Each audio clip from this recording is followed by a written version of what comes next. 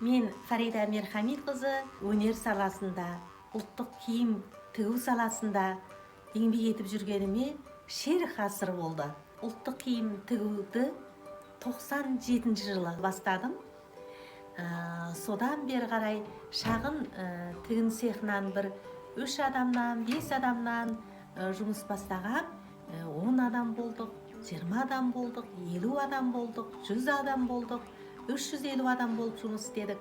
Еркенұр деген ұлттық киім брендіне айналдық. Бізде тамаша суретшілер, тамаша конструкторлар, тамаша тігіншілер, тамаша шеберлер, әр саланың мықты адамдары осы тігін саласының барлығы да бізде жұмыс істеді. Әрі бізден шыққан шеберлердің бәрі бүкіл Қазақстанда жұмыс істеп жатыр қазір. Адамның бұл жарық өмірге келгеннен кейінгі ең бірінші міндеті еңбек ету керек.